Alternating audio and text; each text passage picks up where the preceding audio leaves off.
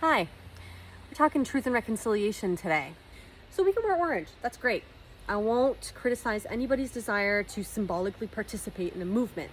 However, I will criticize when governments and political representatives virtue signal and have their morality politics on display without actually taking any substantive action, as is the case with Justin Trudeau and BC Premier John Horgan.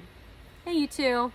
Can we please like and share so that these two can actually hear what I'm about to say? Because I think it's pretty important. So did you know that the Canadian government actually controls industry access on Indigenous lands?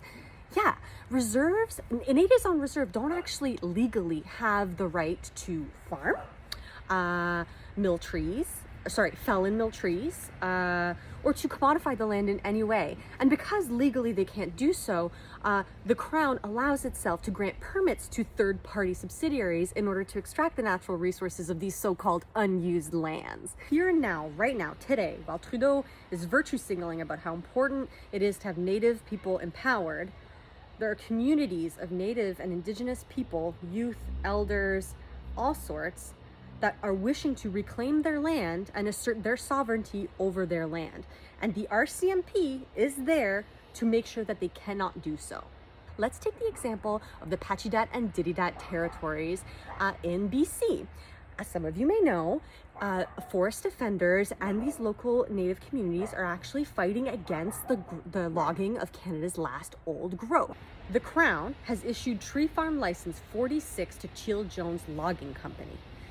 This allows this company to go into a specific area and log the last of Canada's old growth trees. So the Pachidat and Dididat communities are actually opposing the logging of these old growth trees. The Crown has actually sent in the RCMP to enforce the injunction, so to actually prevent Indigenous youth, elders, and even community members from accessing their own land because they're giving access to that land to Teal Jones, which is a logging company that is basically ravaging the land and destroying the ecosystem. Isn't that weird? Isn't it weird how the RCMP continues to act as the strong arm of the Crown? Hey, John Horgan. Hey, I know that you've been virtue signaling and talking a lot about how important Indigenous relations are to you and to support your Native communities and empower them. It's really surprising then that against the will of the hereditary elders of the Pachidat and Dididat territories, that you would continue to push the RCMP to strong arm these land defenders, many of whom are Native, to abdicate their responsibility to defend the land. Kind of weird, right? I'm pissed off because of the Indian Act, a genocidal document that is still managing Indigenous life of people on reserve. The purpose of the Indian Act is the cultural assimilation of all Indians, and the provisions are clearly reinforcing that ideal. Isn't that wild? The same document that actually instituted residential schools, something that clearly politicians have been wholeheartedly against. I mean, it's absolutely abhorrent and disgusting that the Crown and the church would not only fund and execute this genocide of children, but the document that instituted that is actually still in effect today. And now I want to talk about the Truth and Reconciliation Commission. I'm reluctant to criticize probably one of the only actions towards reconciliation that Canada has put forth. However, when it's woefully inadequate and actually placating survivors instead of holding anybody accountable, I'm going to say something. So that's, in my opinion, what happened with the Truth and Reconciliation Commission of Canada. Did you know that survivors couldn't name abusers by name? Did you know that testimonies had to be approved by the courts before they were actually heard? Did you know that in the actual Truth and Reconciliation Commission, they abdicate any responsibility on the part of the people who funded and executed these horrific crimes? Meaning they just gave space for the victims to speak their truth and have nothing done. As a survivor of sexual abuse who spoke my truth and had nothing done, I almost wish I would have kept my mouth shut. That is what I'm speaking about today. This placating bullshit identity politics crap that we keep throwing at Native communities, and they're supposed to like it? So sorry, but I'm not gonna bow down to your moral performance unless you actually do something. And our Native communities deserve it. They don't only deserve to be heard. They don't only deserve to have their voices heard. They deserve to be empowered. They deserve to be respected. And they deserve to have the perpetuators of their abuse held accountable. Now, what am I proposing here? Am I saying we need to throw away the Indian Act? Oh, absolutely, I'm saying that. However, I'm not an irresponsible person, and I don't want to. And if it would create chaos in communities, of course I wouldn't want that.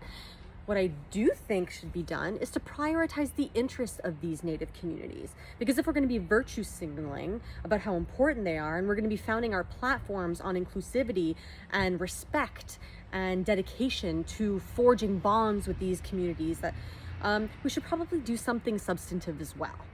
What I mean by that is remove the Indian Act, but in so doing also empower self-governance within the communities instead of trying to undermine and subvert it, as was the case in the Pachidat and Dididat example that we just gave. Now, how can we do that? Well, why don't you prioritize treaty negotiations?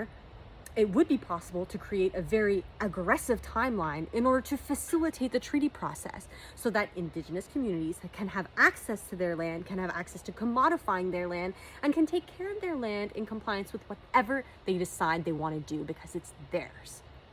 Why don't you make a pledge that within 5 years, any and all community that is desirous to do so can be rid of the Indian Act and will have all of the resources made available to them to create their own structure of governance.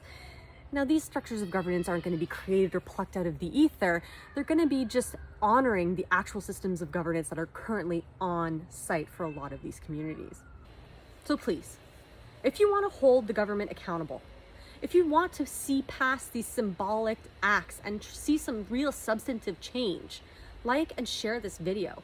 Show our governing bodies that we care not only about symbolic action, but about real change. This genocidal document should not be allowed to persist today.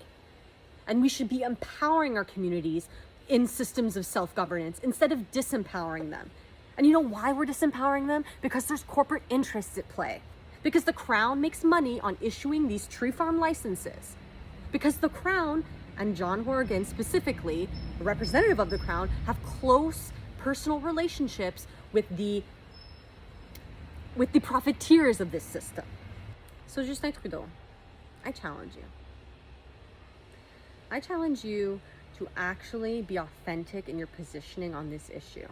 If you don't care about empowering Native communities, then please stop virtue signaling on the subject.